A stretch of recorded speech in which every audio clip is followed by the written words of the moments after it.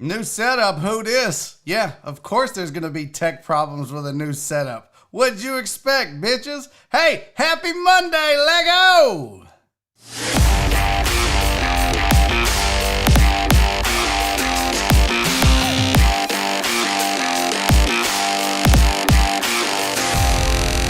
Live from the BiffNet Studios World Headquarters in Spring, Texas, it's Barry on Deck, hosted by former ESPN Houston radio host and stand-up comedian Barry Laminack, starring Oliver the Cat. Written by Barry Laminack, produced by Barry Laminack, directed by, you guessed it, Barry Laminack, featuring sports, entertainment, special guests, film sessions, and some drinking. Okay, a lot of drinking. Viewer discretion is advised. And now, here's your host, Barry Laminack. What's up, you damn dirty deckheads? Welcome to Barry on Deck. I'm your host, Barry Laminack. Thank you guys for being here. What the fuck is... Yo! Alright, so it's new studio time. It's new studio time, bitches. I promised you after the break that once Daddy got his new desk, I would be switching to a new setup. And here is the new setup. Now, I am much fatter. Look at that shit. Daddy's fat, but the scene is set. We have a brand new, we have a brand new studio. It's not really new. It's the same studio. I feel like the mic is so far away. I feel like, there's so much to still figure out with all this. It sounds different. What sounds different here? Amos, that's what I got to figure out. See, the one thing I don't like is maybe I'll keep the mic in the shot. How about that? Yeah, I don't know what to do about the microphone issue. I think it's going to be a problem. Although we have the new digs. So this is where let me give you a rundown of how this used to work. So I used to sit here in this chair where you see that TV and broadcast this way. So the camera was over there. You guys never really saw the bookshelf. So the goal was to flip-flop this and have the bookcase in the background, because I feel like that makes for a much better set. So I'm still working on it. It's a work in progress. I still don't know if I have all the angles right. I have the second camera now, which is probably just going to be on during breaks. I don't know why it exists. It'll probably also be a camera that I use when I stream on Twitch. I know a lot of you are going to have your thoughts on this, and I assure you, I don't know why I'm in such a bad mood today, so I'm going to refrain from looking at the chat quite a bit today. And it has nothing to do with you guys. It's not your fault. For some reason, I'm just in a shitty mood, which sucks because we have not seen each other in 4 days. But I have the new studio. Yes, I was late. If you didn't like it, tough shit. There are fucking bugs to work out even as I go live. I don't know what to tell you. Start showing up at 2:05, okay? Go fuck me, right? I don't know what y'all want me to do. I'm a one-man band. When you get me a goddamn producer and everything else, then I'll be on time. Until then, the jokes are awesome. Love them. They don't get old at all. Here's the deal. I don't know how this new setup is going to work. I don't know how this is going to go, so there's probably going to be a lot of problems. I saw Donna said I have a shadow on my face. That's because the microphone is in front of the light, so I still have shit to buy. I still have things to work on, so again, this is a work in progress. I don't know what else to say. I'm glad you guys showed up, though. I'm glad somebody's here, because holy fuck, 4 days felt like forever away from the show. 4 days felt like an eternity of not doing this, I will say this. I see myself on camera and I'm like, oh my God, I ate so much food. I ate so much. I probably gained 5 pounds over 4 days. No lie. Nora just wrecked shop in the kitchen. So I'm full, I'm fat, I'm ready to go on a diet. I don't know if I'm going to wait until January 4th, which I know it should be January 1, but you never start a diet on a Friday, right? Like it always starts on a Monday. That's kind of a rule.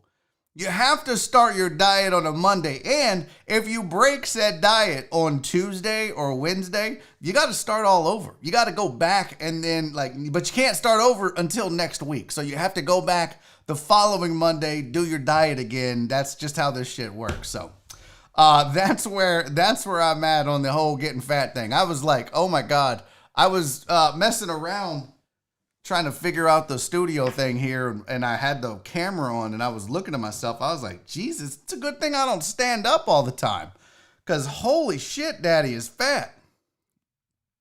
I'm still trying to figure out this whole camera angle thing. I feel like it's crooked, and it's not just my nose. I feel like I could zoom out. I don't know what to do here, folks. I really don't. I don't know how this is gonna work. I know that I need to get the mic closer to my face, but then it's in the shot. Oh, okay. So let's discuss the holidays. I'm curious how your holiday went. I know some of you were busy. I know some of you were not. What I'm asking for in the chat. What is going on here? What is that? Oh, that's the thing. What I'm asking for in the chat is, what's up, Cisco? Tell your daughter I said hello. What I want to know is, what is the one great thing you're going to take away from Christmas 2020? And what was one awful thing you're going to take away from Christmas 2020? I want to know both. So one each, whatever you want. You call it, you can do one or both. I'll tell you the one thing that I'm taking away that was fantastic was our own Chris Davis, KD, coming through in the clutch. You may notice here, Daddy got a PS5. Let me move the mic out of the way here. Let me get this the fuck out the way. Look at it. If I could go back there and have sex with it right now, I would. I totally would. KD coming through in the clutch, found me a PS5 at the Best Buy, and then brings it to me. And not only does he get it, but he doesn't want us to get jacked in the parking lot. So we of course met up at my house, and we did shots of Fireball. The pictures are on the Discord. So I gotta say, I got a lot of cool stuff for Christmas, but none cooler than getting this PS5, which I've already played quite extensively. Maybe that's why I'm irritable, because I was up all night. So that's gonna be pretty cool. And I gotta just say, KD, man, thank you so much, dude. That was really dope, man. And thank you to everybody that tried to help me get what P. Jones and everybody else that was out there tirelessly sending me links and even logging on. We got one, we're done. I don't have to worry about it, so I'm good. Now, the bad thing that happened for me this Christmas, the thing I'm not excited about, the thing I'm not happy about, was I didn't get to see any of my family. And when I mean any, I mean I didn't get to see Nora's side of the family. I didn't get to see my mom and her side of the family, my dad and his side of the family. I saw no family this year. And that's maybe the first time in my life that I can remember not being around to anyone on Christmas. And I gotta say, we did it out of, respect for social distancing, plus the fact that I was in Arkansas this time last week. So it hadn't even been a full 10 days yet. And I was worried that if I did have the coronavirus and didn't have symptoms yet, that I might get my parents sick or somebody in my family sick. So we avoided contact with anybody altogether because of that. Now, had it not been the case, we probably would have hung out with some family, but, better safe than sorry. So it was very sad that I didn't get to see any of my family and be with them. But I feel like I did my part for social distancing and not getting, not getting people. So now KD risked life and limb to bring me the PS5. Look, and KD said, when Nora, because when he walked in with the PS5, Nora goes, "Oh, you saved Christmas. You brought it in and you saved Christmas." And he said, when Nora said I saved Christmas, I felt good. She could have offered me at any point, but she allowed to let me live. I'm a made man. That is so funny. Yeah, her and Oliver. I'm not gonna lie, KD was like, "Is that Oliver?" He was starstruck. Didn't give a shit about seeing me. Just like KD and I were in acting classes together, so he don't give a fuck. He knows what an awful person I am. But he is Nora. Now I will say this. This was, hold on, let me see, what are we working at? This was KD. This was KD leaving my house, trying to leave the house.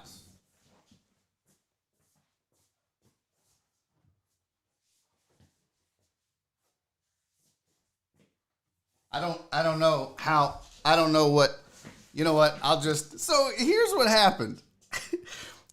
KD comes over, he brings the PS5, I'm like, let's do a shot of Fireball, player, let's go. So he's like, okay, we'll do a shot of Fireball, let me go turn my car off. So he goes to the front door, and Nora said he stood at the front door, just looked at the doors and goes, well, I guess I'll just go do a shot. Like, he could not figure out how to open the doors. And you literally just pull the doors open. That's literally it. There's no like knob, there's like latches in they're metal doors. But he literally just looked at the door and goes, I guess I'll just go do the shot. And left his car running the entire time. And I had no idea that happened. Nora said she watched it and was like, that's hilarious. He couldn't figure out how to get out of the door. So, listen, I'm not here to judge. It was fucking, he just was like, and then when I was like, he was like, well, I gotta go. I was like, cool. And then I walked him to the door and he looked at the door. He goes, how does that work? I was like, you pull it open like a door. He was like, oh. This shit was so funny, man. But KD, man, seriously, from the bottom of my heart, brother, thank you for making my Christmas. And bringing it over. You didn't have to do that on Christmas Eve, but I very much appreciate it. And so yeah, my big takeaway from Christmas was the PS5 and the sadness of not seeing my family. Let me scroll up here. Oh, you know what we got to do? I didn't even do this. I almost forgot. We got to do the chat. We have to get to that right quick because Jesus Perez is the best deckhead of the day, bar none. Jesus Perez was first in. After 4 days, he was ready to go. Claims the #1 spot. So congrats to Jesus Perez in early. Didn't get the Triple Crown, but you know what, bitches? Sometimes that don't matter. So let's do the chat real quick, shall we? I see Sydney. Hello. Sydney, I have been watching. I got to stop here, Sydney. I have been watching a period piece. And no, this is not a show on the women's menstrual cycle. It is a show called Outlander. And this is a show that takes place in the 1740s in England. And I'm like, oh my God, if Sydney was here, she could hear me do all of these amazing accents that these people have. The British and the Scottish. Oh, Sid! Oh, you'd love it, Sydney. Anyways, that's what's up, Cisco? Rudolph Rodriguez, sanitize, wash hands, social distance. I love you for always having that message for the chat. What's up, Donna Rogers? I hope you had a happy Christmas, sweetie. Sylvia, hey, can I pause for the calls real fast? And I had this on my list, so don't think that I didn't, Sylvia. Don't think that just because I saw you, I actually had this written down that I needed to thank Sylvia for sending me a Venmo on Christmas Day. We were not on the air. We were not doing the show. But Sylvia was kind enough to send me a $20 Venmo on Christmas, which was amazing. And her generosity was, it made my day. I'm not gonna lie. You look down at your phone, you're like, oh my God, how sweet is that she's still repping and supporting the show with no show. So Sylvia, sweetie, thank you so much from the bottom of my heart. I really do appreciate it. Matt Poche is in the chat. What up, Matty? Sandoval, H-Town, Francisco Abarca. Hi, Jen. How are you, sweetie? Hope you got some rest over the holidays. We're about to get back after it in 2021. You and PK and a few others better get your shit together. It's on. Well, Joshua here, so what's up, buddy? Dr. Dre at 290s in the building. First doctor in the house. Yes, indeedy. We got Donna Robert Likes Beers in the building. Sandoval, H-Town. I got D-Mata. What up, player? What's up? The Reverend Lord Chris Householder. Liba Shock is in the building. What is up, Liba Shock? Hello. 713 Hooligan, a.k.a. Josh is here. Who else? Wallace Wilt is in the building. Chris Reyes, Mr. 1%. I love that you changed it to Mr. 1%. That makes me so happy. Charles Garza is in the building. PK, what up? PK, Truck and Taco is here. CC, I got already, I think. Brandon Martinez. Maybe his clock is behind. Boy, you son of a bitch. Alan Dents is in the building. Who else? Aaron Little, what up, player? I think that's it. I think I got everybody that's here right now. Justin Swinford is here. Maybe some folks came in late and I just am gonna not get to it because that is the minute of the chat. All right, let me see. What else did I miss here? I know somebody did. I think Chris. There he goes. The Reverend said, great thing about Christmas was I was able to do a successful Christmas together with my ex-wife. That is absolutely great. Worst thing was realizing my lack of family and friends outside of my boys since divorce. Well, Chris, one, we invited you over, COVID be damned, and you didn't take me up on it. Two, the one thing I learned as a child of divorce and as a man who has been divorced, I can tell you that moments like that, in which I had been through both as a kid and as an adult, they're not forever. It is a short-term thing. And Chris, I want to just take a second, you guys. I'm talking to Chris last night playing video games. I just want to say, I want to take a second and commend him. Oh, what's up, Wesley? I want to commend Chris Householder for not only being a great father, but also being a pretty damn good ex-husband. The way that he has treated his ex-wife and takes care of her and does it for her and the kids and the welfare of that family is pretty remarkable. As a kid coming from a divorced family, I can tell you that that's not always the case. So, House, my hat's off to you, buddy. And I know it sucks sometimes to be in the position that you're in, but I can tell you that the world is watching. And more importantly, House, your kids are watching. And you're raising 3 really good boys because they're seeing their dad be a wonderful human being. So never stop doing what you're doing, man. And I know it sucks. I know it does. But I want you to know the 3 most important people watching are those boys. And they see how you treat them and how you treat your ex-wife, their mother, and they're going to be better off for it, House. So keep doing what you're doing, buddy. Things will get better. You'll have you some skank asshole for next Christmas. You'll forget all about this one. So love you, buddy, man. And you should have taken me up on my offer. So that's on you. What is this? I know I got invited. I just meant the friends I had before. It's good. Just noticed on holidays. Yeah, I feel that. Justin Swiffer said great things. My girl's parents approved my intention to propose. Nice. Bad. I need to be a better son towards my mom. Well, you know what, Justin? That can start right now. So don't worry about that. Shake that off, man. Not everybody can be a great son like me. I'm an awful son. I asked my mom. I am the worst son in the world. I went over to her house for Christmas because she made us some goodies. She made Nora and I, every year she bakes. She gets into this thing where she bakes a whole lot.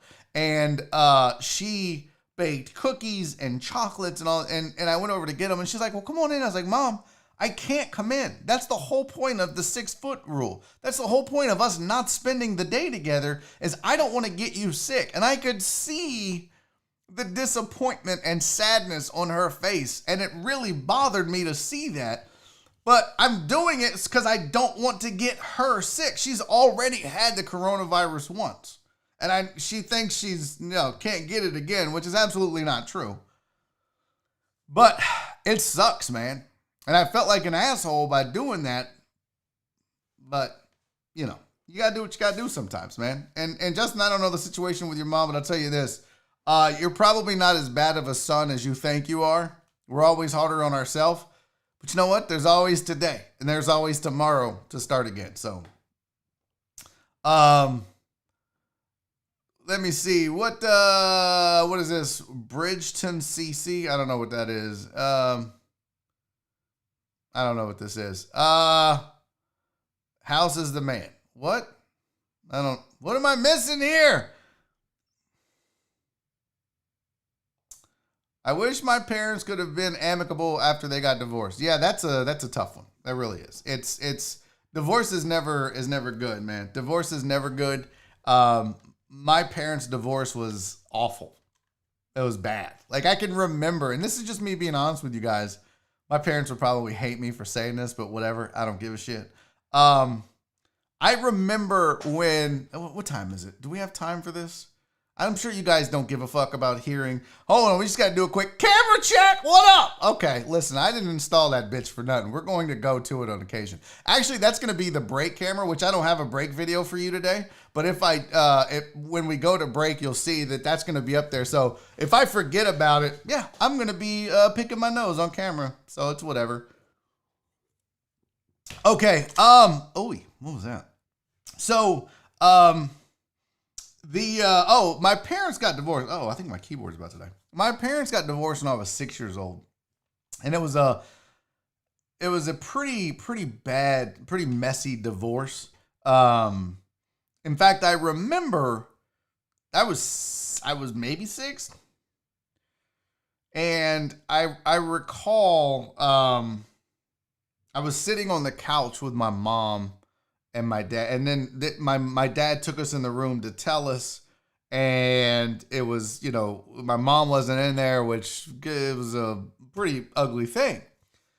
And so I remember my dad leaving the house, and he had a suitcase, and I remember my sister, I didn't really know what was going on. I remember sitting on the couch with my mom crying, not really understanding why this was happening, but just knowing that my dad wasn't going to live with us anymore. And then I remember my sister freaking the fuck out. And grabbing my dad by the ankles, like literally laying on the ground, holding onto his ankle as he walks to the door, dragging her across the floor, saying, I gotta go. It was rough, man. And for a 6-year-old to see that, you're just like, my mom is on the couch with me crying. I'm watching my dad walk out the door with my sister holding onto his leg, screaming at the top of her lungs, because my sister's a huge drama queen. And my dad is crying, which I'd never seen him cry before.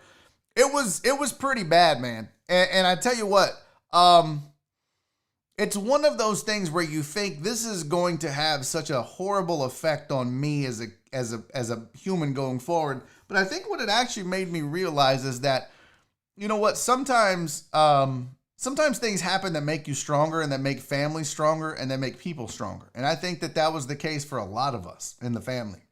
Now, as far as amicable, it was pretty ugly. My mom and dad didn't get along for a very long time. The divorce was ugly. The custody battle was ugly. But, I will say this. My dad never disrespected my mom. And my mom never disrespected my dad in front of me. Now, they probably did to each other. There were probably a lot of cursing and stuff going on. But I will say this, that, and for those of you that have gone through it, those of you that are going to go through it, those of you that have kids going through it, I'll say this. The one thing I'm proud of my parents for never doing is in front of me, disrespecting each other, especially my dad to my mom, because I would resent him so much to this day had he done that. So I'll tell you this. If you're going through it like House, again, I commend you. If you guys, any of you ever have to go through this, just do yourself and do your kids a solid. And when you are around your kids, never badmouth your ex, because they'll remember it. That's a fact. So, all right, I'll get off my high horse. Let's get to some sports. We got a lot of shit to get to. I didn't do all these goddamn slides for nothing. You hear me? Here we go. Here's your headlines for the day from the sports world. The Washington football team has released quarterback Dwayne Haskins a day after benching him.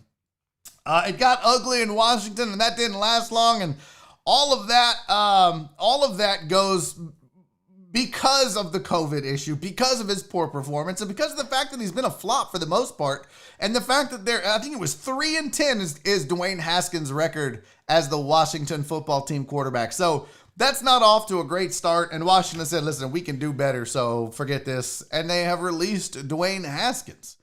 The Jags have clinched the first pick in the 2021 draft, so if you're a Jets fan, you gotta be pretty pissed. Not just once, but twice they blew this. And they fucked it all up. So Jared Goff has described his availability for Sunday as uncertain.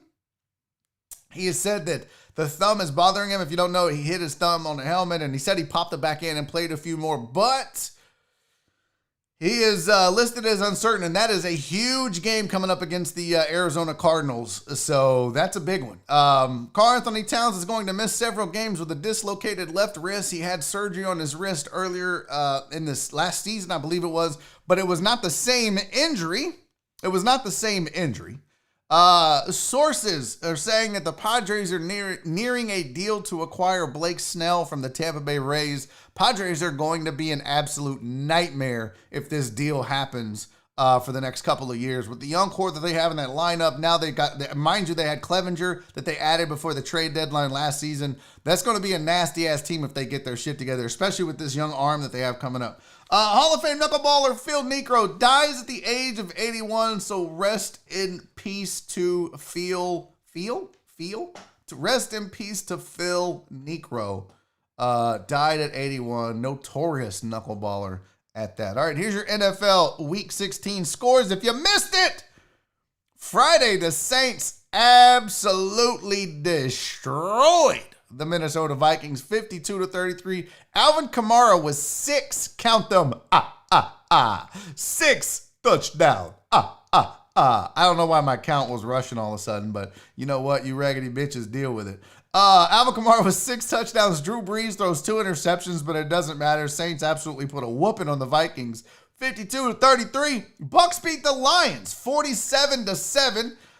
Definitely in the driver's seat over there. Not a COVID cough. Niners surprised the Cardinals and whoop up on them on Saturday, 20-12, and the Dolphins take care of business barely against the Raiders, 26-25. I don't understand what CC's saying. Oh, are we talking NFL? Yeah, I don't understand. Why? What is that? I don't know what that means. Yes, we are talking NFL. Here you go. Games from Sunday. Bengals beat the Texans 37-31. We're going to get to that. Chiefs beat the Falcons 17-14. Jets over the Browns 23-16. Jets now have 2 wins. Don't look now, but the comebacks. Oh, God, if you're a Jets fan, you're so pissed. Steelers beat the Colts 28-24. Bears beat up on the Jags 41-17. Now all the Jags have to do is not win next week. Ravens beat the Giants 27-13. I saw an article where they said Ravens are back. Well, let's slow down. It was the Giants. That's not a great football team. Chargers over the Broncos 19-16. Panthers beat the Washington football team 20-3 as Dwayne Haskins struggles.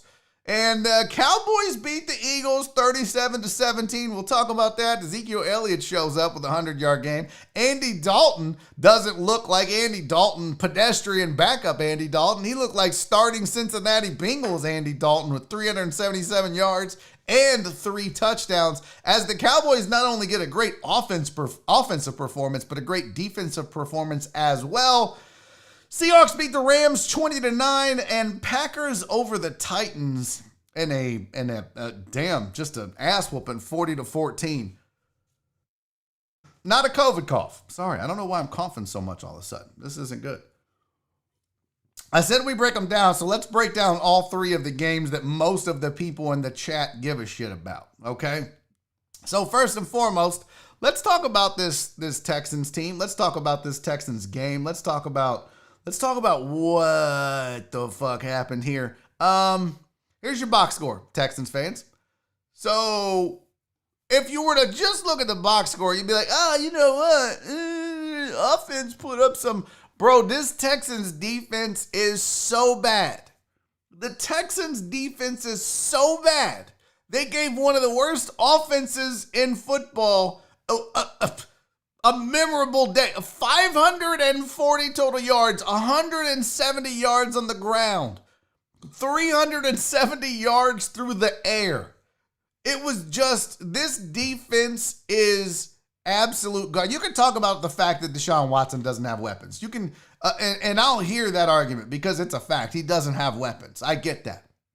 We can talk about the fact that the O-line outside of Laramie Tunsil, Titus Howard, this is a line that still has some work to do. I get it. Running backs aren't great. I get it. But at the end of the day, none of those guys are out there trying to stop the run and stop the pass. And if you ask me, that's why this Texans team is as bad as they are. It's atrocious. It's awful.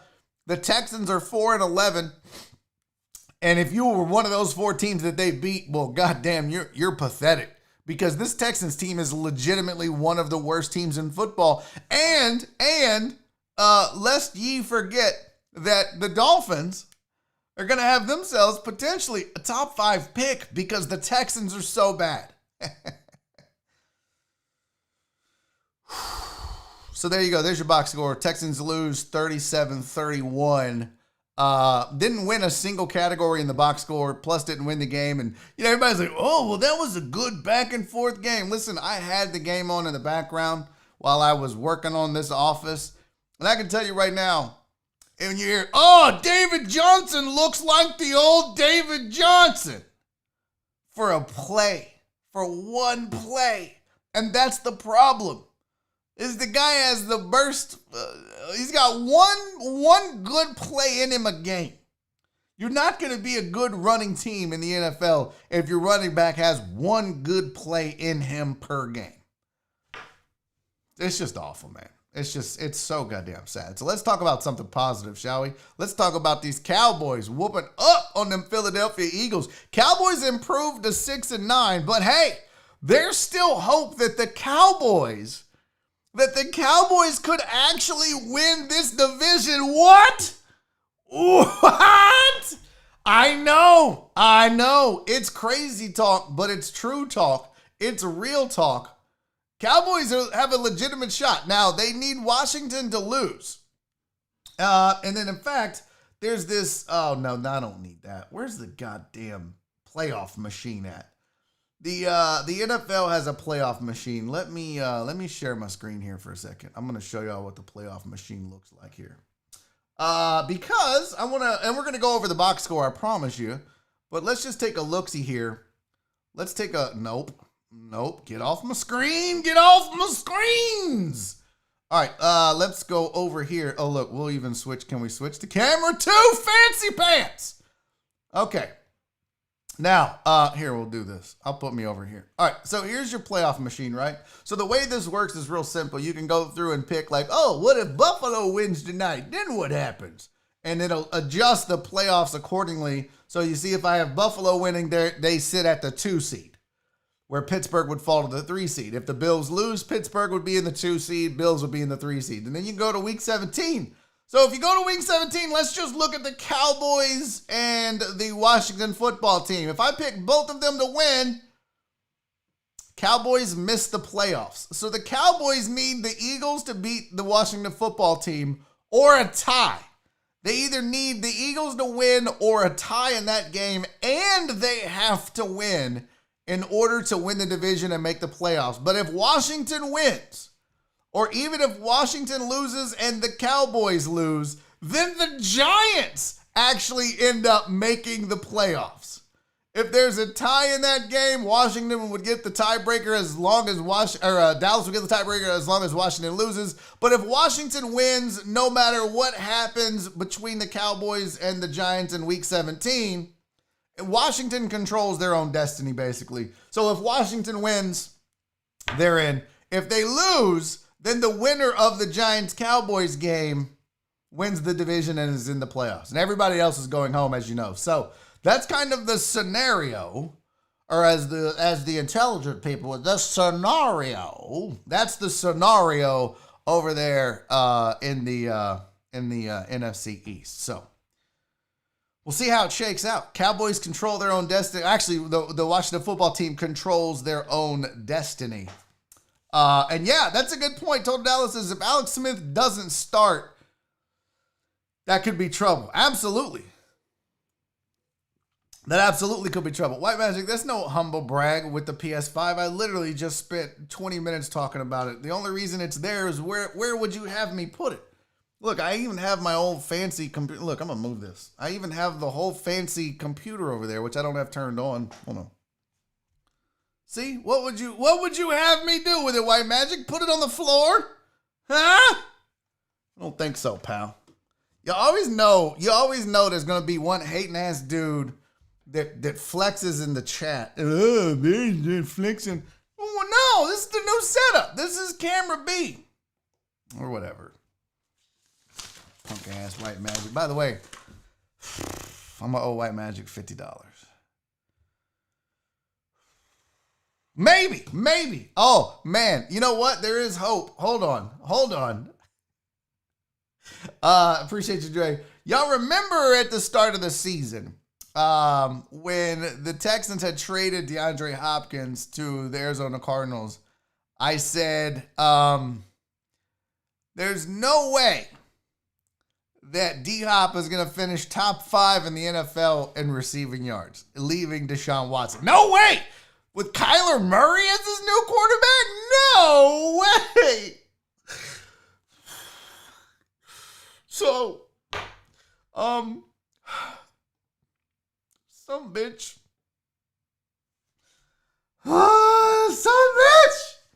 Yeah, it's not going good. If I hold on, let me switch over to the camera. There we go. God damn it. Here we go. You can clearly see DeAndre Hopkins is second.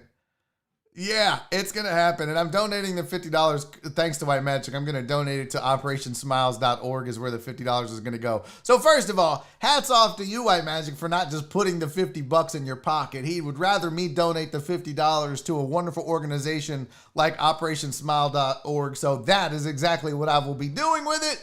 And you know what? I kind of hope I lose now. I mean, if he won, he was going to donate it to a worthy cause. So either way, there was going to be a worthy cause that benefited from our bet. But you can see right now on your screen, there it is. Travis Kelce leads the NFL in receiving yards with 1,416. Deshaun Watson is second. Deshaun Watson is second with 1,372. Now, here's the deal. If D-Hop doesn't play, he could get passed theoretically. DK Metcalf is not going to catch him unless he had a 100-yard game. But, I mean, if for some strange reason DeAndre Hopkins doesn't play, theoretically, Calvin Ridley, Devontae Adams, and Stephon Diggs could all pass him. And so could DK Metcalf. It ain't happening. Okay, I get it. It's not happening. But, I lost that bet. I got my ass whooped on that bet. Let's be real. It wasn't even close. Anyways, back to the Cowboys on this. Speaking of ass whoopings, Cowboys had a pretty damn good performance, both offensively and defensively. Now, again, giving up 326 yards passing and 150 yards rushing to the Eagles is no great feat. But when you're bend but don't break and you only give up 17 points, you'll take that. 513 total yards of offense. More importantly, Zeke goes off for 105 yards. Cowboys get their run game going. Time of possession, you can see, was pretty equal. So Cowboys do work, though. And just like the Saints, which, speaking of, Saints also did work if you missed it. Remember, I was talking about both of these teams, the Saints and what was the other team I was talking about, worrying about their defense. I forget who it was. But the Saints, though. Saints get a good win. Saints were dominant. Alvin Kamara dominant. 264 yards rushing as a team. Alvin Kamara with the 6 touchdowns. Absolutely ridiculous. Saints win 52-33. Absolutely dominant over the Vikings in every single way possible. I didn't watch the game, but I'll tell you this. If the Saints, if Drew Brees can, if he's got one game left before the playoffs, and I think that's going to be enough for Drew Brees because it's Drew Brees. But my thing still rests on this Saints defense. Yeah, and that's the thing, P. Jones. Again, that's I'm not worried about the Saints offense. I've never been worried about the Saints offense. The Saints have been live or die with their defense. When the Saints defense is good, you know that the Saints are going to be one of the best teams in football as long as Drew Brees and Sean Payton are still on that team. Period. So if they get good defensive play in the playoffs, the Saints are going to be trouble for a lot of people. A lot of people. But 33 to the Vikings is a lot. Vikings do have some offensive talent, not a lot though. So you can't feel, look, I'm not worried about Breeze, like I said, but Pete Jones, I'm with you, man. Gotta get a better performance. Hal said, I predicted 7-9 with the Vikings at best 9-7, so I knew our defense would have this kind of year. Yeah. I would have thought the Vikings would have been a better team, though, than they were, Hal, so that's up. Yep, Diggs hurt as bad as I thought it would. Yep, no doubt.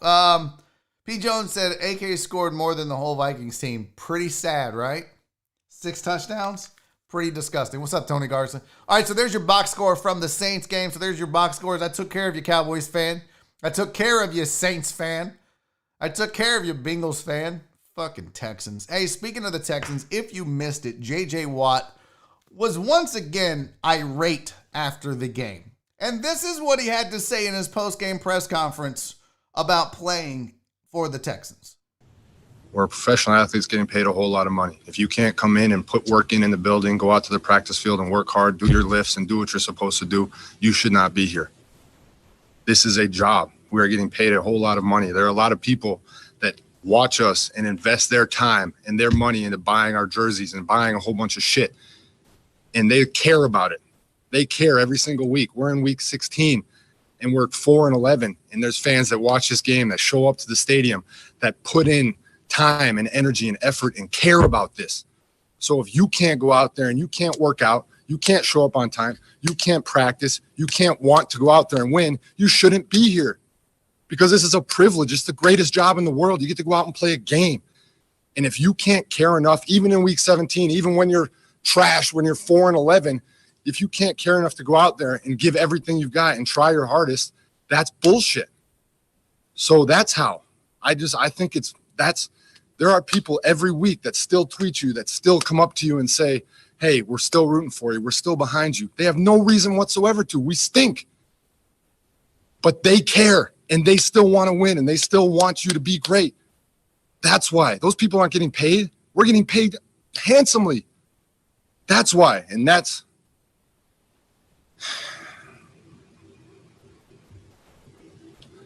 who I feel the most bad for, is our fans. And the people who care so deeply in this city, and the people who love it and who truly want it to be great. And it's not. And that sucks as a player, to know that we're not giving them what they deserve.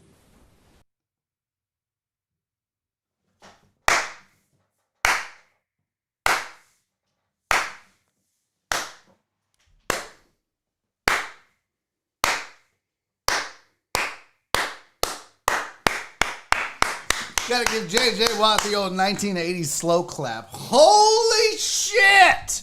Finally, some truth and honesty from J.J. Watt that feels authentic. I felt every word of what he said. It really felt like he was sending a message to some pretty specific people within the organization. But I'm going to tell you right now, J.J. Watt talked from the heart.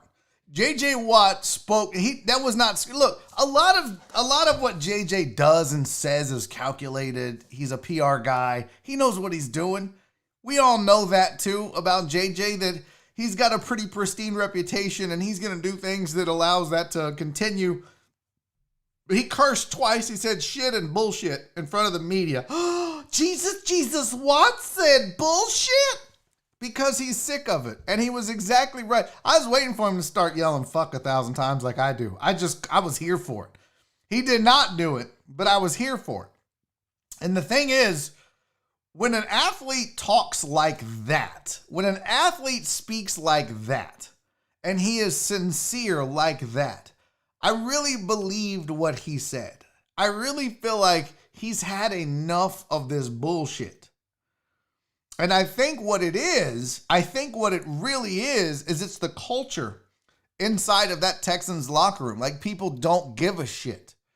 But he knows, JJ knows, that in order to be excellent, in order to be great, in order to be the best of the best, you cannot go out and half-ass it when you're 4-10. Because the fans watch, the fans know, the fans see that, and according to what he says, the fans don't deserve that. And he's right. Look, I understand why he's saying that. I understand why he's, giving the speech, and I understand where he's coming from. I also would understand if some players on the team are like, man, look, we're 4-10. This is fucking pointless. We got an interim head coach. He's a lame duck. None of these goddamn coordinators are going to be here. None of these people give a shit about this. Why should I give a shit? It's hard, man. I get that. When you're as bad as this team is, it's hard to get up every Sunday. But his point about we are paid handsomely to play a game, bro. All you have to do in life to be wealthy as a football player is show up, work out, and give 110% on one day a week on Sundays. That's all you have to do. And I know that it's a lot more to it. I know that it takes a toll on your body. I know that, but you chose that profession, not me. They are making a shit ton of money.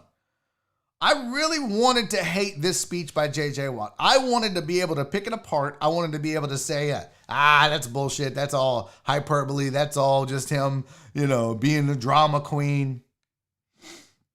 I believed it. I felt it. I felt like it was genuine. When you watch the man's reactions, there was no script.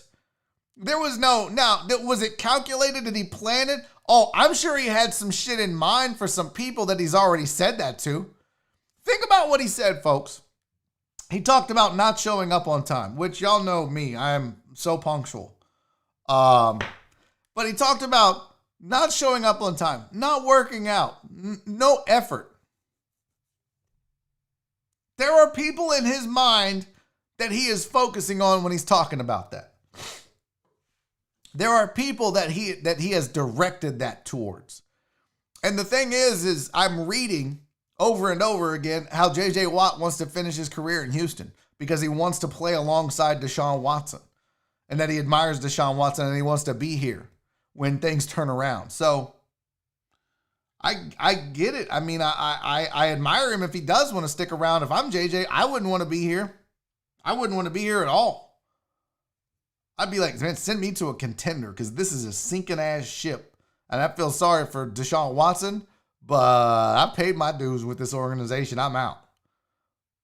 But people are saying he still wants to be a Texan, that he wants to retire a Texan. Now, some of you, and I think I saw like KD's like, whatever. And there were some others on Twitter that were like, the man, no, he does, what did they say? Something about assisted tackles or whatever, reading his stats. You do realize that it's literally 1v11 when J.J. Watt is on the field, right? Like, you realize that there is no other Texan that people look at right now and go, wow, that guy's a legitimate threat. I mean, Zach Cunningham, okay, sure.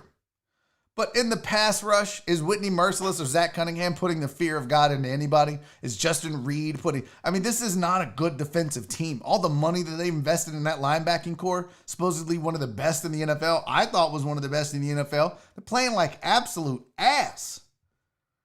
And JJ's not having his best year, but when there's no one else on a defensive line that the offensive line has to worry about, and there is a, 2-3-time defensive player of the year also on the same line, guess what everybody does? Let's just block that guy. Let's just all focus on that guy because these guys are scrubs and they're not going to hurt us. So you can shit on J.J. Watt's stats all you want, but I don't blame that man for that. And you know what? At the end of the day, I don't give a shit what his stats are. It's not like he's taking plays off. It's not like he's not out there trying. Is he chasing glory? Is he chasing stats and fame? Who gives a shit? He's putting in the effort. Watch the rest of that defense. I wish they were all chasing stats and chasing fame like JJ. Because they're all half-assing it. Most of them are. And it's pretty fucking pathetic. So my hat is off to JJ Watt. That is a man who is sick and tired of all the bullshit on his team. And he's acting like a leader, I'm assuming in the locker room, but on the field and to the media. And this is what we all wanted, right? This is what you all wanted. We all talked about the fact that JJ's so fake. He's so perfect. He's so pristine.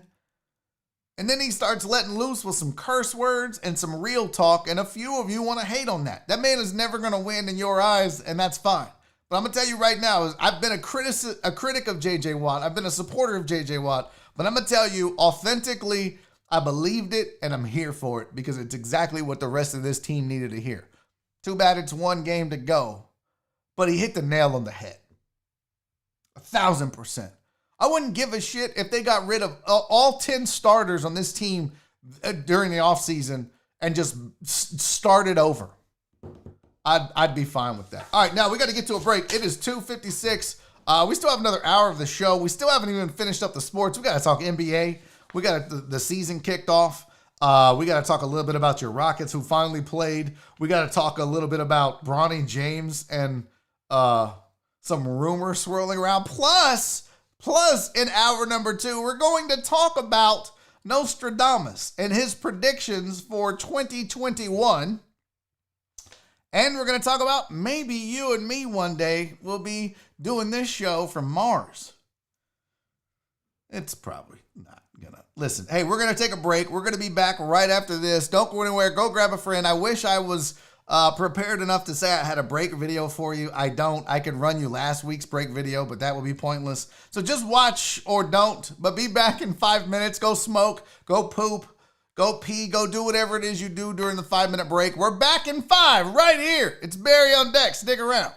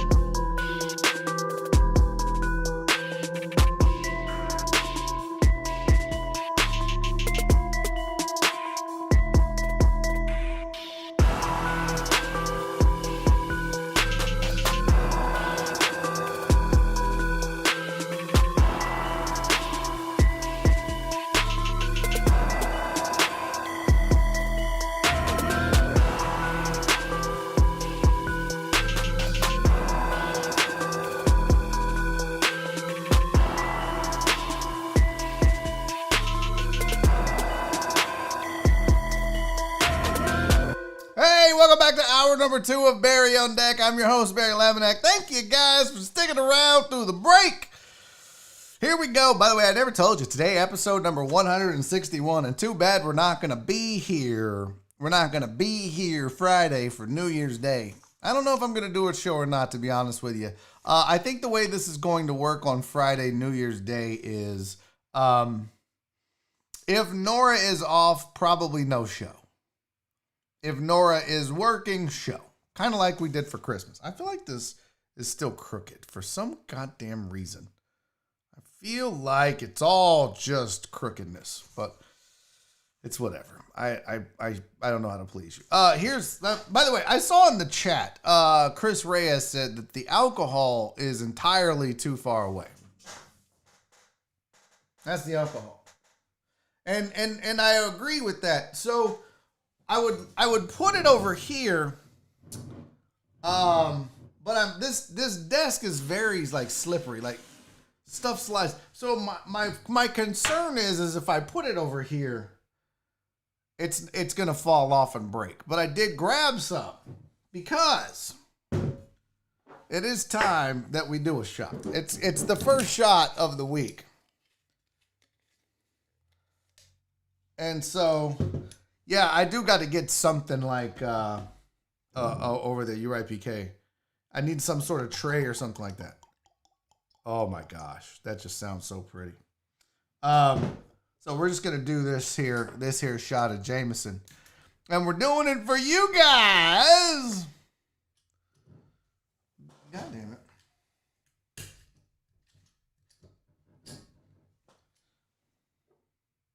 Cheers. I hope y'all had a wonderful holiday season. Why is PK showing the vomit face? Cheers to you guys. I hope you had a wonderful Christmas and holidays, and here's to this week and the new year coming out. Fucking cheers.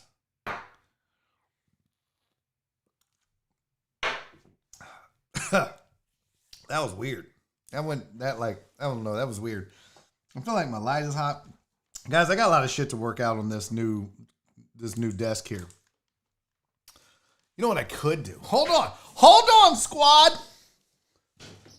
If I open up, see behind me, let me switch to camera 2 here. Let me show you what's going on here. Let me show you guys. So this is my setup, right? So this is what it looks like. I've got this monitor here. Let me close this real quick because that's going to make it weird. So I've got my one monitor there, and then there's the camera and everything, right? There's the light, there's the mic, there's that. But I got these blinds here. So what I'm thinking is maybe if I open these, does that help? Does that brighten up the whole room? Wow, that's too much light. Oh my goodness. That's a lot of light. That's too much light. Yeah, I don't like that at all. We're not rocking with that, squad. We got to close those. Hey, the mailman's here. All right. Shut up. Oh, your nose is straight. God, you guys are... Well, I love you to death, but sometimes y'all get on my fucking nerves with some of your jokes. Y'all think you're funny as fuck sometimes. You're dicks. I don't know. If I was as big a dick to you guys sometimes as y'all were to me, you bitches, 1, you'd probably unfollow me and never come back. 2, you'd cry like bitches. Because some of y'all motherfuckers are way uglier than me, but got the nerve to come on here and talk shit about my double chins and crooked noses.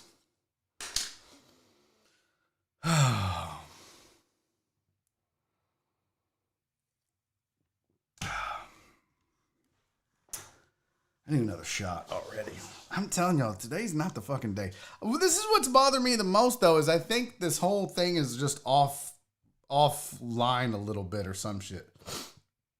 Oh yeah, y'all, you got to see this. Hold on, Brandon. Let me grab that. So this is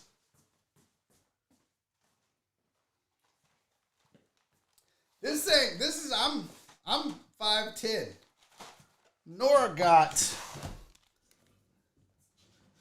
Nora, this was one of my presents from Nora. 15 full-size packs. I haven't even opened this bad boy.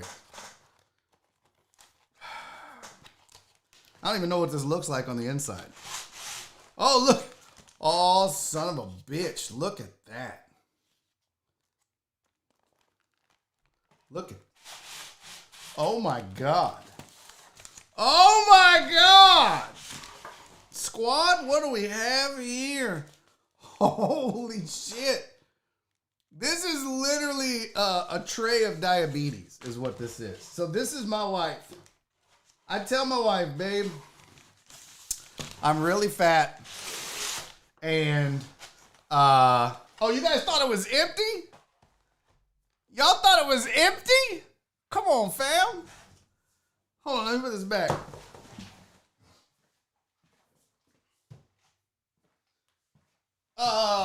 No, the wife got me that. That's a lot of goddamn chocolate. And I'm like, babe, I'm so fat. It's embarrassing to be on screen and, you know, TV's supposed to start up next year. And what does she do? She gets that big old fucking thing of Reese's. I'm like, well, that doesn't help. And that's not all the Reese's that she got me. She got me a shit ton of Reese's. That's it. Alex said, I thought you ate it already. No, I still have all these that she bought. Like, I'm telling you, there's fucking Reese's. She bought me just a shit ton of Reese's candy. Just an absolute crap shit ton of candy, which I hope I don't eat because I'm already, what did I weigh this morning? I've been around 205 since the beginning of the year. Like, I've spent the whole year pretty much at 205. I think I was 210 this morning. I'm not exaggerating when I tell you I gained 5 pounds in 4 days. Eric, I don't think it'll be done by next Monday. Although,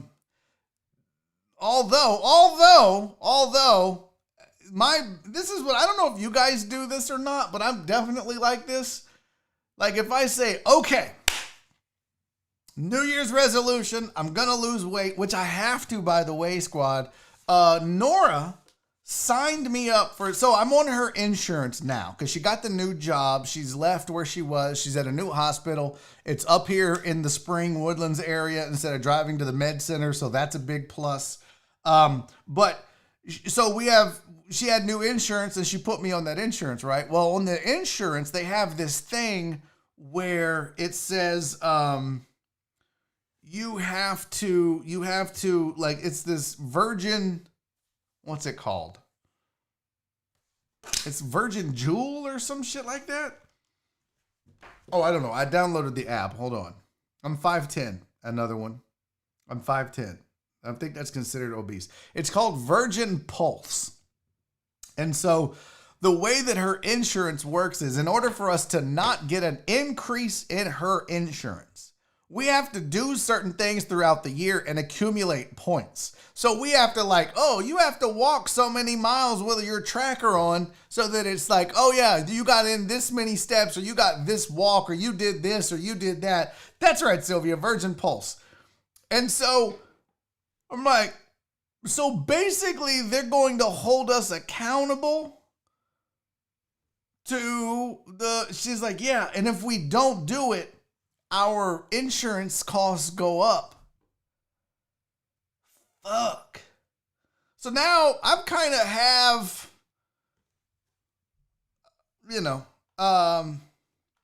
more motivation than just my health, which I should, just want to be around for a while and be healthy. It's whatever. I mean, I think the biggest thing for me is being on camera and seeing how fat my face is, or being on stage and somebody takes a picture of me on stage and seeing how fast or how fat my body is or my face or whatever. And that's always disheartening to see because I'm just like, oh my God, I'm such an ugly piece of shit. And I hate it, right? But then, as you get older, you see that and you're like, oh, I hate this. And then you're like, but I can't stop eating. So maybe this will be the kick in the pants that I need. Because here's the goal, chat. I want to be 180. That's the goal. I was 209 this morning. And I'm going to tell you, if I'm being honest, which you guys know I am always 1,000,000% honest with you in this show and everybody that watches it. I've never hid from anything. I've never not told you the truth. I've been an open book on almost everything in my life. One of the things that is, so part of me really wants to get healthy, but I lack the motivation. I lack the desire. Outside of seeing myself right now and seeing these chins, outside of someone sending a picture of me on stage or a video and me going, oh my God, it's so embarrassing to see that big old gut sticking out.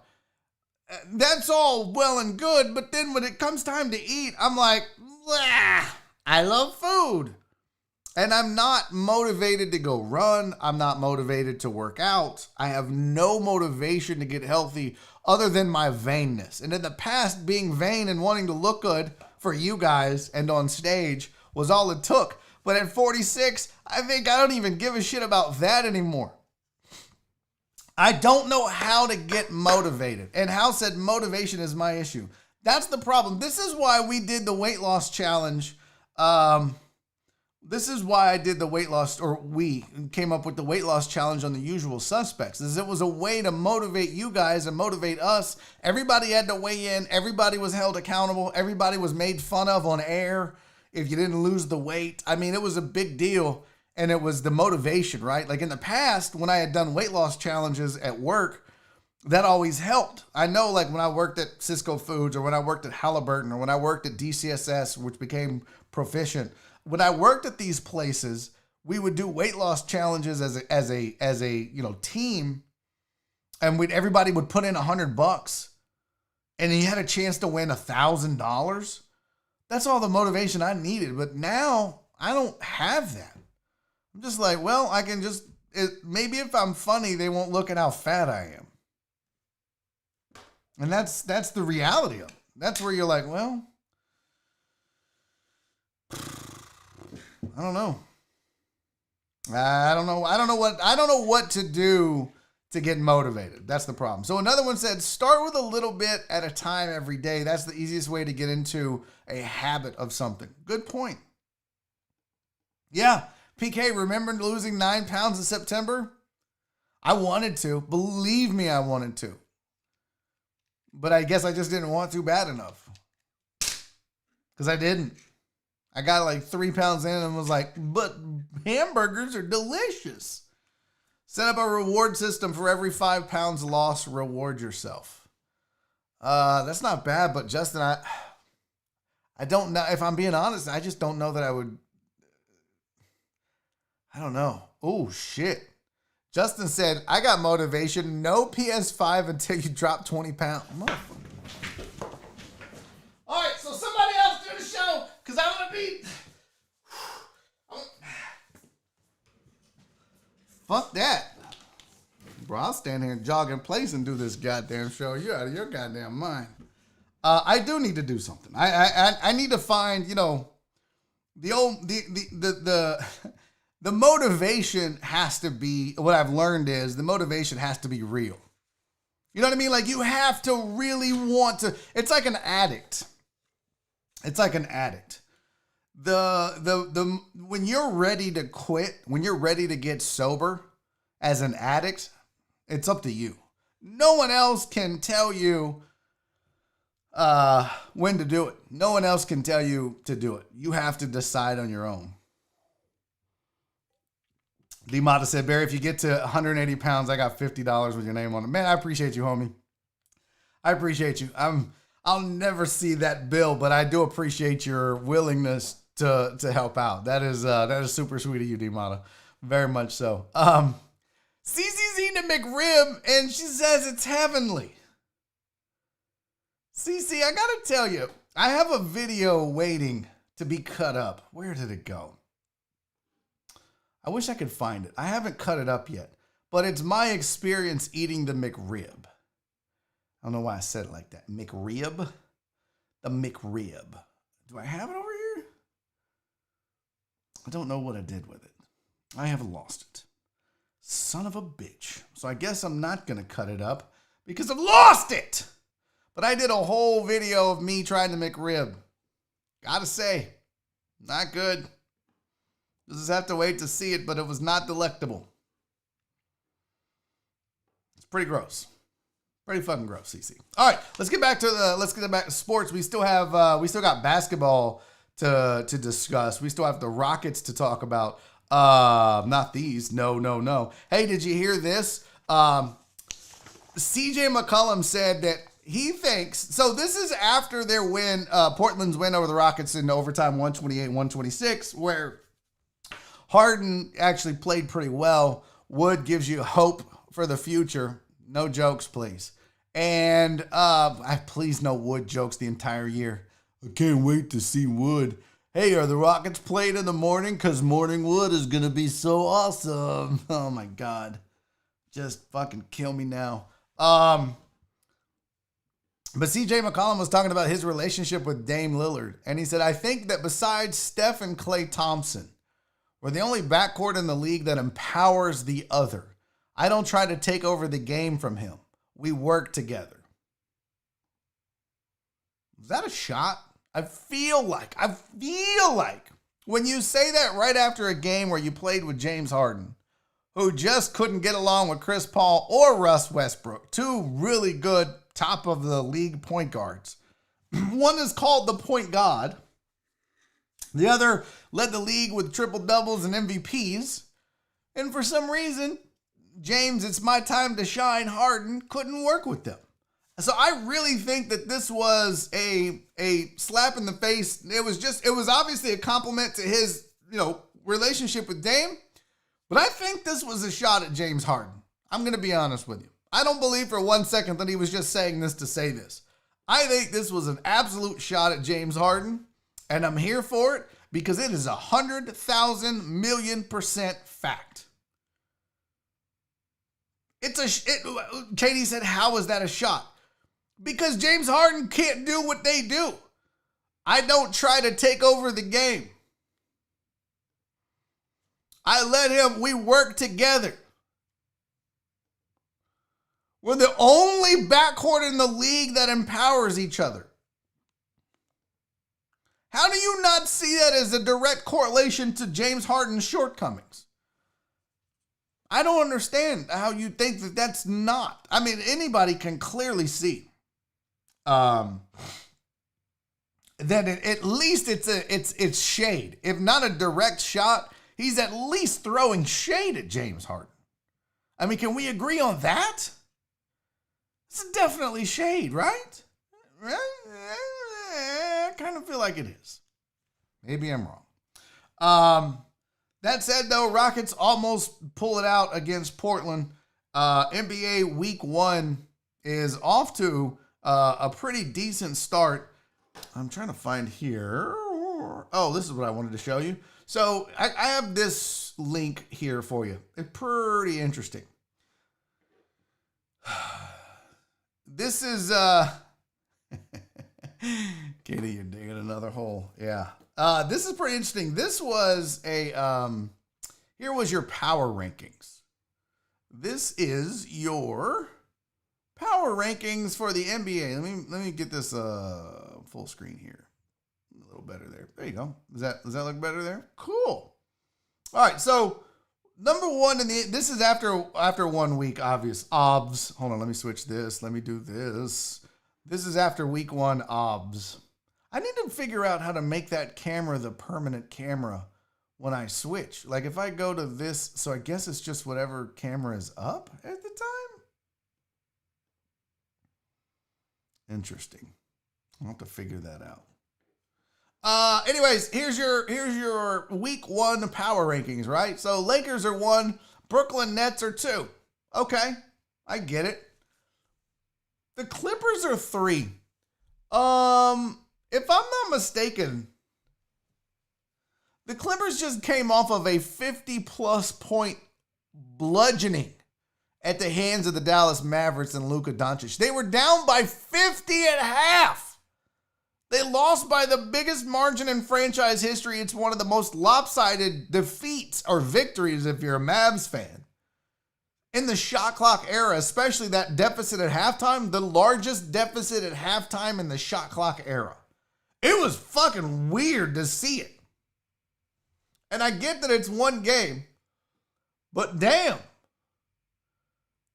They absolutely shit the bed against the Mavs, and you leave them at 3 in the power rankings. I would like to remind you guys that the power rankings are done week to week.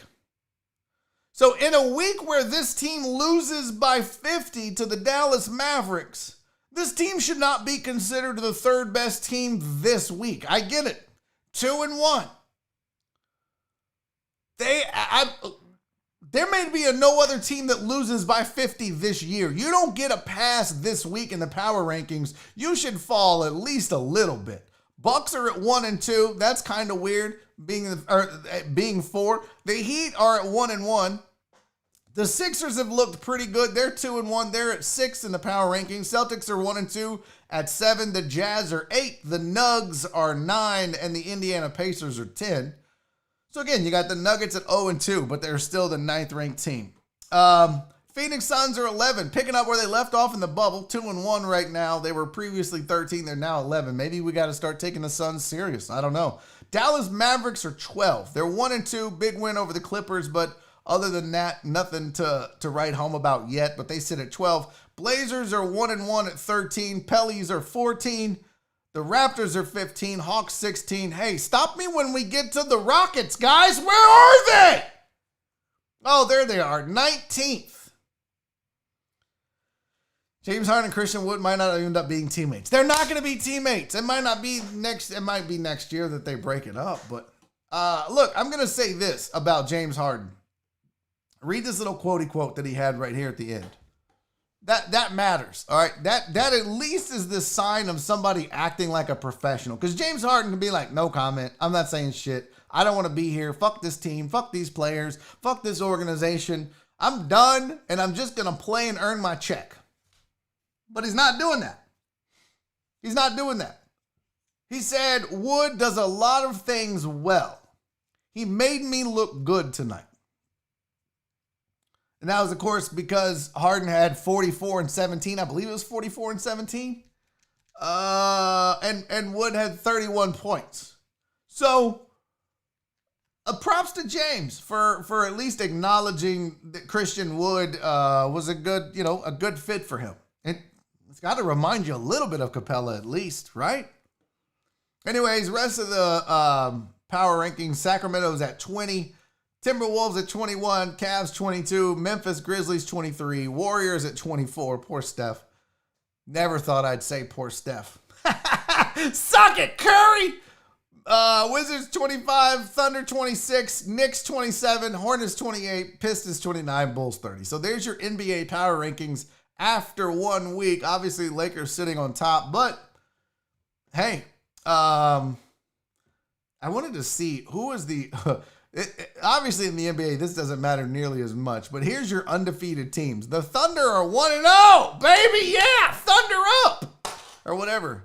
Cavs, Magic, and Pacers are all 3-0, but yet most of them are at the bottom of the power rankings just because. So there's your undefeated. There's your undefeated teams for 2020 thus far. Total Dallas. He's like, oh, yes, don't touch me right now. Oh, just get Luka Doncic. Oh, I got to tell you, man, would y'all think I'm crazy? Would you think me nuts if I said that Luka Doncic would win the MVP this year? Would you think me wacky? I feel like if Dallas finishes top 4 in the West, which is possible, it's going to be difficult, but it's possible. Because I think the Clippers with Tyronn Lue might actually let some folks down. I know. Everybody loves Ty Lue. Everybody loves Ty Lue. I'm not a fan. I don't believe in him as a coach. I'm sorry. I think everything he did was because LeBron James. He didn't do shit without LeBron James. And now, yes, he's got Kawhi Leonard and Paul George that are going to make him look better than he is. But he's no Brad Stevens. He's no Spoelstra. He's no, you know what I mean? He doesn't strike me as a guy that has the basketball acumen of a genius. No one's ever going to confuse Ty Lue for Pop. I think he benefited. He's a player's coach. Players like him. They like playing for him because he relates to them. But I think when you have a guy like Ty Lue that gets out coached like he did in that Mavs game, he doesn't know how to fix it. And then they lose by 50. And I think that that's possible with a guy like Ty Lue as your head coach. So do I think that the Clippers are going to be world beaters? I think they're going to be good, obviously, because they have a ton of talent, but they've lost some talent too. Don't sleep on the fact that they lost Montrezl Harrell. That's a big loss. Huge loss for them. That depth that made the Clippers so vaunted and scary when come playoff time, which they shit the bed, sure. But that depth got a little weaker when Montrezl Harrell jumped ship to the Lakers. So the Clippers are still in a good position. Don't get me wrong. But I'm not sold on Ty Lue as their guy. So I don't know what to tell you. Amos said if Dallas finishes top 4 in the NBA, Luka has a chance. Yeah, I think that they'll finish top 4 in the West, whether that's top 4 in the NBA, because obviously Milwaukee's going to be a force to be reckoned with over in the East. Another one said I think Luka could be in top 5 voting. I think it'd be higher than that. So, we'll see. Yeah, another one said they replaced him with Ibaka. Yeah, I don't think that's the same necessarily to me. It's not a fall off. It's not a zero sum, but at this point, I would take Montrezl Harrell over Serge Ibaka at this moment, right now. And I think you're better off with Montrezl Harrell. Montrezl Harrell could be a starter on about 25 teams in the NBA. No doubt.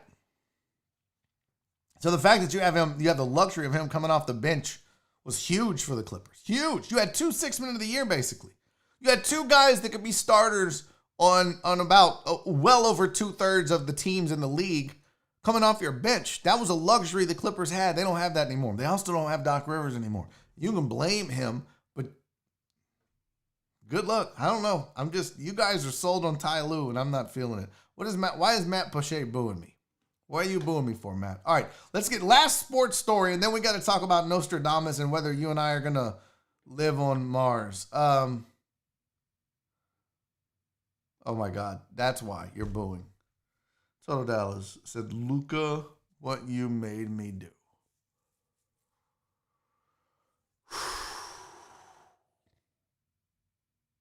That was awful. Total Dallas. That was awful. Really bad. Hey, if you believe the tabloids, then Bronny James is hitting on Larissa Pippen. Is that her name? Is it Larissa? I don't know why I wanted to call her Lars, but I believe it's Larissa Pippen. Larsa Pippen. That's what it is. Larsa. And he basically went out and liked one of her posts. And then grown-ass people were like, oh, Bronny James and Larsa Pippen. Never mind the fact that Bronny James is a goddamn kid. Never mind that fact. So Bronny's mom got involved and said, with everything going on in the world right now, this is the shit that y'all are talking about. At the end of the day, y'all are talking about a minor. I don't care what type of celebrity y'all think he is. He is a child, and this bullshit needs to stop. Y'all got the right one. Mama was mad. Don't be fucking with mama's baby. And to his credit, Bronny James tweeted out and said, basically, I liked my buddy's mom's post on Instagram, and now y'all are saying I'm sliding in her DMs. Y'all are just stupid. But this is where we're at in this. People are fucking stupid. I mean, they're stupid. Now, KD, BSO as an organization better lay low than James got the resources to shut them down. Is that who did this? Was Black Sports Online, KD? Because I'm going to tell you right now, this isn't going to be a popular opinion. I think Black Sports Online is a trash-ass website. Yeah, and it has nothing to do with the fact that it's black-owned and black sports or any of that shit. As a guy that used to run a website, all this guy did for fucking years was tweet other people's stuff. That's all he did. He would take somebody else's work and put it on his website like he broke the story. He would take somebody else's news, oh, TMZ reported this, and then instead of just linking you to TMZ, he would make a new post about their story. And this is what Black Sports Online did for years, and it was a garbage-ass thing to do. It is a trash-ass website. It's a trash organization that Robert Littell or whatever it is, that dude's a fucking, he's a snake oil salesman. That's what he is. He has no real acumen as a fucking professional reporter or media member. It would be literally like if I started a website and we just called it Fat Sports Online. And then I was like, oh, let me see. Let me see. What is, who's reporting what here? Let me see. Let me go to, hey, look, power rankings. And then I just fucking put all of ESPN's power rankings on Fat Sports Online.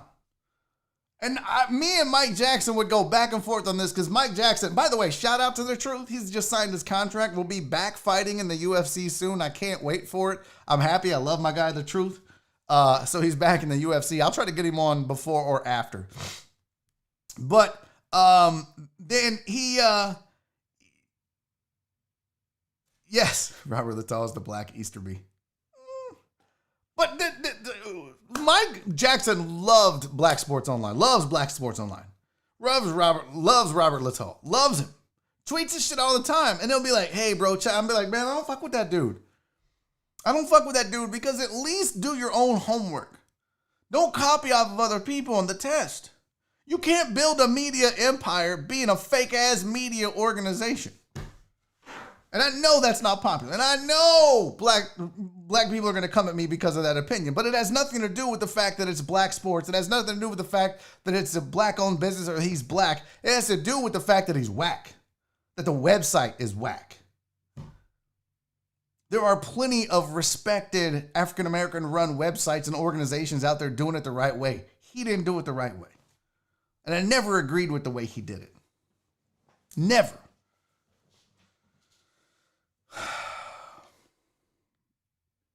Katie said that's what all content sites do now. I mean, there are some, Katie. I mean, if you look at The Athletic, for example, my guy Kelly Eco. Kelly Eco is not out there getting other people's articles and stories. He did his work. He does his work. Kelly Eco is bringing you the information that he gathers and gets. Or at least if you're going to do that, like, you know, people like Ian Rappaport or a Wojbomb, they'll at least be like, hey, I've got this source or so-and-so is saying this. And it's a tweet, not a full-fledged fucking story. Now, they may later craft a story, but in a lot of cases, if you look back really early on at that website, there was no real story. It was just a fucking 1 to 2 sentence blurb with a link to the other one, but I had to go to his website to get it. Bro, just tweet the link to their website. You're just screaming desperate for clicks. So I boycotted that bullshit a long time ago. And then he's just, I don't know. It seems, I don't know. Seems like bullshit to me. Especially having owned a website in the past. Just seems like bullshit. I digress. All right, let's get off the sports. Let's talk about Nostradamus because I don't know. Are y'all familiar with Nostradamus? Are you guys, I mean, y'all know he's like, oh, he's got the quatrains and apparently he's predicted a lot of things that have happened, including the nuclear bomb, including 9/11, Napoleon, Hitler. A lot of people will tell you that his quatrains that he has written throughout the years or that have been read and that he wrote back whenever he was, I think, 1500s. he wrote, by the centuries and by decades and by years, and he would say, oh, and this time this is going to happen. A lot of people say it came true. Now, a lot of people say that his shit was so vague, it was kind of, and Christians, don't get upset with me here. It's kind of like the Bible, completely up for interpretation. You might read a passage of scripture and interpret it one way, and I could read it and interpret it a completely different way. And then believe it or not, there are some people that will use scripture to and bend it and make it mean something that it doesn't to further their cause. What? I know. A lot of people think that that's what's happening with Nostradamus and the things that he wrote as well. But if you believe in Nostradamus, boy, do I have bad news for you. Because this is what he's saying about 2021. He's saying few young people half dead to give a start. What does that mean, you're saying? I don't understand what that means, you're saying. I get it. I know you don't know what that means. I'll tell you what it means. They're saying it means zombies, you guys. They're saying that Nostradamus is predicting the zombie apocalypse this year. It's what the experts are saying. Not me. Not me. I'm not saying zombies. I'm just telling you that few young people half dead to give a start means zombies. Zombie apocalypse. I'm trying to find the link to the article. Oh, where was it? Here it is. It was on the New York Post. So he died, Nostradamus, if you're curious, died in 1566. But what they're saying is, according to yearly horoscope, that this passage in his quatrain means a zombie apocalypse. Because it says, quote, a few young people half dead to give a start, dead through spite, he will cause the others to shine, and in an exalted place some great evils to occur. Sad concepts will come to harm each one, temporal dignified, the mass to succeed, fathers and mothers dead of infinite sorrows, women in mourning, the pestilent she-monster, the great one to be no more, all the world to end. Holy shit! So basically, Nostradamus is saying that we're going to have a bunch of zombies and then the world ends next year. Fuck! Does this mean I don't have to do my diet? Listen, if we're being real, it'd be great if I could know if the world's going to end.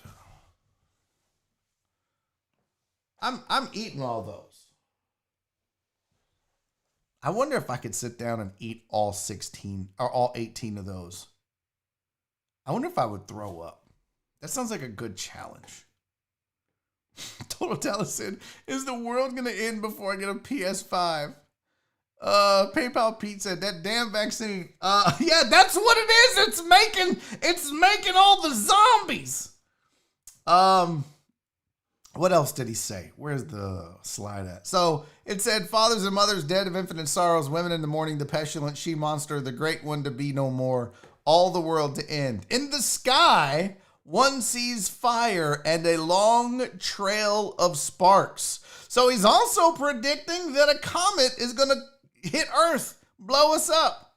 But see, I think now the naysayers, the people that worry, are saying that means that a comet's going to, it could just pass by. We've already had a couple this year pass by. Maybe it's just another one. Maybe another comet comes by and we see the little sparklies in the tail and all that, but it doesn't necessarily hit the Earth. It's just a close call. And a close call in space is hundreds of thousands of miles away. Tony said, I'm going to predict that in 2040, Total Dallas will still be a virgin. Wow. That was aggressive. B. Jones said, how the hell did you get a zombie apocalypse from that shit? I mean, dude, it's right there. It's right obvious. I mean, duh. Few young people, half dead. Huh? Half dead? Ugh. Zombies, bro. Half dead. Get your shit together, P. Jones. It's so obvious. Rachel. Rachel goes, how does Barry go from, I need to get motivated to, I wonder if I could eat until I puke in one show? Well, welcome to the mind of Barry Laminack, Rach. It's weird. But I do think that. I do wonder if I could eat that whole thing. If I could, I wonder how many of them I could eat. Because we know there's 2 in a pack. There's 18 packs. I just wonder, I should do like a streamathon type thing. Where it's like, all right, everybody donate $2 for every pack I eat. And then, oh, house. Yes, I love it. I'm going to do that. I'm going to make a video. My wife got me this for Christmas. How many can I eat in an hour? And then just, should I just see how many of the 18 packs I could eat? That would be 36 Reese's peanut butter cups. I'm going to do it. I'm going to do it. Let's write it down. I don't have my sticky notes, you guys. They're in the desk. I got to get them. I got to write that down. It's such a good idea. I need to keep sticky notes on the desk now. 30 minutes, PK. You trying to kill me? All right, Reese's video is going to happen. I still had to do Barry on sports for the last 2 weeks. Hello, I'm Barry Laminack, and I have diabetes. Call of Duty prepared for this shit. Oh, bro. Do you know how viral that video would be of you eating? I don't know. Why is it a bad idea? Oh, tomorrow, you guys. Ray, what's up? Y'all, my brother-in-law, Ray Lucio, is here. I got to tell you, tomorrow, I didn't want to do it today. Tomorrow, my brother-in-law, Ray, in the chat, Lucio, he bought me a thing of moonshine. We're going to try it live on air tomorrow. It's hooch. It's bottled hooch. And we're going to drink it. The last time he bought me moonshine, oh, it burned so bad. So I'm going to drink some hooch tomorrow on air. So we'll do that in hour number 2 tomorrow for sure. But I think I'm going to try it. I think I'm going to do it. I think that'll work out well. I don't see why not, right? Like we'll just grab that little bad boy. I'm going to make a video. We're going to see how many I can eat. I'll just stack them up and then slowly eat them. We're going to go call 911. He did. Yeah, squad wipe. PK said stack them like sandwiches and eat them 2 at a time. This is all good ideas, you guys. Nora's going to be so pissed. She's going to be so pissed. Barry doing oatmeal commercials now. I'm going to be Wilford Brimley. I just had a 4-pack of Reese's and barely finished them. Pussy! Sorry, guys. So the key is not to eat though, right? Like I'm not going to eat that day. And then I'm just going to eat nothing but Reese's. And I'll probably get sick as a dog. I'll have Nora film me as I throw up just outside of the bathroom with the door closed. That'll be a nice touch. All right, back to Nostradamus. Here's more of his predictions. He said, after great trouble for humanity, a greater one is prepared. Okay, stop the presses. What he means is, after 2021 was a shit pile, or after 2020 was a shit pile, 2021 is even worse. Zombies and shit. The great mover renews the ages, rain, blood, milk, famine, steel, and plague. Is the heavens fire seen a long spark running? I don't know what that means. I guess that's a callback to the long trail of sparks. So maybe the thing does hit the earth. I don't know. Listen, I don't necessarily believe in Nostradamus. At one point in my life, it worried me. I would read a shit and be like, oh my God. But you know what? When you think about all of the predictions that he has had, we've always come through. So fuck that guy. The world's not ending next year. It can't. I'm going to go on a diet. And I'll be goddamn if I lose a bunch of weight. If I lose, 30 pounds? And the world ends? I'll be goddamned if I let that happen. It's not happening, you guys. No.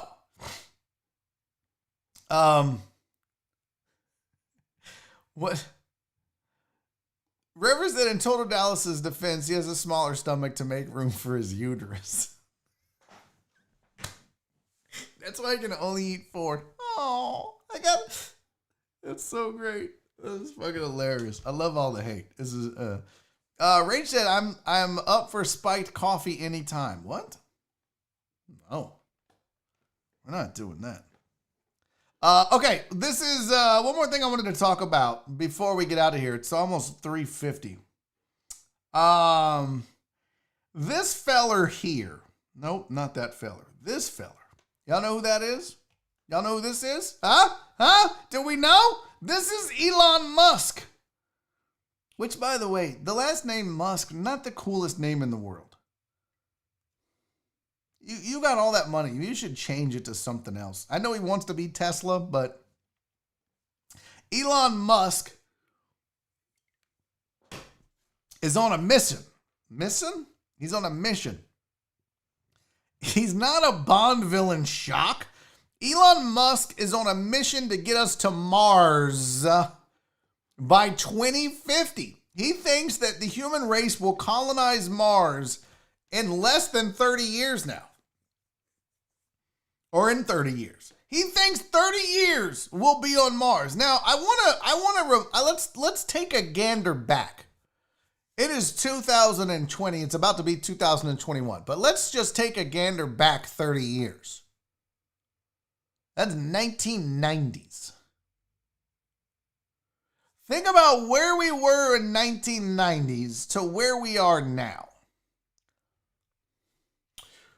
You think about how fast civilization has advanced as we get technology, right? Like if you look at the 60s compared to the 90s, and you look at the 90s compared to 2020, yeah, sure. In the 60s, they didn't think that this whole thing would be able to, this little guy would be able to do everything that it does. Remember when they would have, what was the guy's name that had the watch phone? And people were like, that's ridiculous. There's no way that would ever be a thing. We have watch phones. But the question becomes, can civilization advance enough in the next 30 years that would allow us to not just travel to Mars, because I think that's going to be possible. So it's not just getting to Mars, it would be colonizing Mars, living on Mars, because that's his goal. That's what he's saying is possible, and that's what he's saying is going to happen. He said he is highly confident. He is highly confident that the company will land humans on Mars in about 6 years. So about 2026, 2027, we will have cars. We will have people, humans, on Mars. He also says he hopes to complete a settlement on the planet by 2050. But here's the rub. It said the acid test really is if the ships from Earth stop coming from it for any reason, does Mars die out? And that's the question that you got to ask yourself. Because he talked about the fact, well, what if there was nuclear fallout on planet Earth? What if an asteroid hits the Earth? What if there's floods? What if we all die from some plague? What if we all just perished? And we could no longer send supplies to the people on Mars. Is it self-sustaining? Well, that's going to be the big question. Right? That's the next big question about colonizing another planet. That's the thing. You know, when you think about colonizing other lands on Earth, you know, England were colonizers big time. And they would send out, not that America's not, but you know, you would send out a party. You'd go, hey, we're going to colonize India, Australia, wherever they did it. and there was enough resources to adapt to the style of living in that land, but you could still get tea and crumpets or whatever it was from the Queen sent to you from England. And if England stopped and ceased to exist, you could still live off the land in Australia or India or wherever it was that they colonized. Could we do that in Mars? Now, they say that there's ice on Mars. They say that we could create water from that ice. Is it going to be contaminated? We don't know. My thing is, just to get to Mars, how long does it take to get to Mars? Well, let me pull this over here real quick. Why isn't that popping up? Let me see here. Actually, let's go. We're going to use this goddamn camera. Let's go over here to... Why is that showing up twice? Oh, it's not. Let's see. How long does it take to get to Mars? 300 days! It's not as bad as I thought, to be honest with you. The total journey from Earth to Mars takes between 150 and 300 days. Depending on the speed of the launch, the alignment of Earth and Mars, and the length of the journey the spacecraft takes to reach its target. You know, it's not that bad. It's not even a full year. And I can tell you that sometimes when I would take a vacation with my ex-wife, it felt like we traveled for 150 days. So we were only on a plane for 4 hours. How bad could it be, really? Tony said it takes 900 days if you take 290. God damn it. Hang it up, chat. You're not going to get a better chat message the entire day than that right there. That won the chat today, Tony. Good shit. So you figure 150 to 300 days it would take to get to Mars. So you better not have any shit go south where you need help next week, because it ain't coming. Now, you could get to the moon, set up a base, and then maybe as the moon would rotate and get back, maybe the moon would be closer to Mars. Obviously, that could cut down a little bit. Not a lot, though. Do they have that? How long does it take to get to Mars from the moon? The trip takes around 7 months, a bit longer than astronauts currently stay on the International Space Station. So it would take 7 months to get there from the moon. Okay. Fair enough. I'll just say this. I love talking space. Nora bought me a telescope. It's not a good one. You could just see like craters on the moon. But I've always been fascinated with space. Always, my entire life. I find it fascinating. I find the vastness, just the sheer size of space, to just be mind-boggling. And I try to, sometimes you think about like how big really is space. And then think about it from a standpoint of if you had 1 grain of salt and the earth, right? Like you think about if that grain of salt represented not just the planet Earth, but our solar system amongst the rest of this planet, it would still not be to scale on how big space is compared to our solar system. It's just mind-boggling when you think of shit like that. It's just it's infinite, obviously. But I'm here for this kind of stuff. Look, at some point, this old rock is going to have enough of our bullshit. So I know that people think Elon Musk is crazy because he wants to travel to Mars. It's not crazy. It's not crazy. You just have to take everything into consideration. And anytime you do something that is, out of the ordinary, people are going to say you're crazy. I don't think it's nuts that he's on a mission to get to Mars. I just don't think that's out of the realm of possibility. All right, real quick before we bounce, let me see some of these chat messages. Yeah, Justin said there's no beginning and no end. It is literally infinite. Now, if you start talking about bend in space and time, and if you don't look at space as flat, but you looked at it as curved, space travel, okay, we can get to all that later. Another one said, Barry, what do you think about the Great Attractor? I don't know what that is. What is that? The Great Attractor. I don't know what that is. The Great Attractor. Oh, look, we're going to learn something together here. The Great Attractor is a here, let me put this on screen. We'll do this together. Secondary display. No. What's going on here? God damn it. How come it never does? Son of a bitch. Why won't it pick the right camera? The best laid plans, right? Right. Here we go. Get rid of this. I'm trying to show you guys this fucking website here. So it says the Great Attractor is a gravitational anomaly in the intergalactic space and the apparent central gravitational point of the Laniakea supercluster. The observed anomalies suggest a localized concentration of mass millions of times more massive than the Milky Way. However, it is inconveniently obscured by our own Milky Way I don't know. I don't know what to think about that, to be honest with you. I have no idea. I will tell you this, that I freaked out when I learned. You're going to laugh. Don't laugh at me, chat. Because it's science. They have mathematically proven it possible to travel through time. Now, this is going to be a very layman's discussion of it.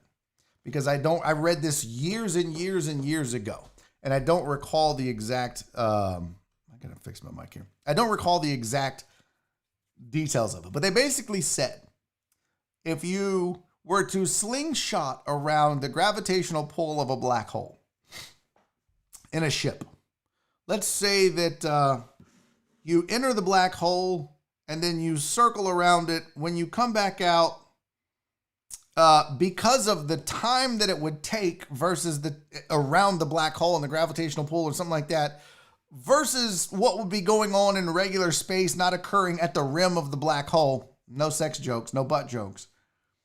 You would be, time would travel faster around the black hole as you I don't know, made that circle around it versus time and space. So you would actually be in the future, I think. I don't remember. Google it. It's 100% scientific, and they figured it out through math. So anyways, I could literally talk about a bunch of shit I don't know about all day long, but we can't do that because time to go. It is 3:59. So yeah, I started a little late. Hey, Brandon Martinez, thank you for the super chat, buddy. On the way out, you popped the cherry. He said, we gotta have these types of discussions at least once a week, please. I love this kind of shit. I'm way more happy to talk about stuff like this than to just sit here and read headlines to you. Seriously. Hey, Eric Racinez, thank you for the super chat, buddy. He said if there's a show Friday, why not make a space theme show? Also, I'm back, got a new one. So, I'm here for it. That was fascinating. Listen, you guys, sorry I was grumpy today. Shit happens. Hopefully I won't be as grumpy tomorrow. Until tomorrow, I'm going to keep working on this, trying to figure out the microphones and all the shit that's going on here. So until then, I'll see you tomorrow. Be safe. Be kind. And most importantly, love each other. I'll see you tomorrow. Bye!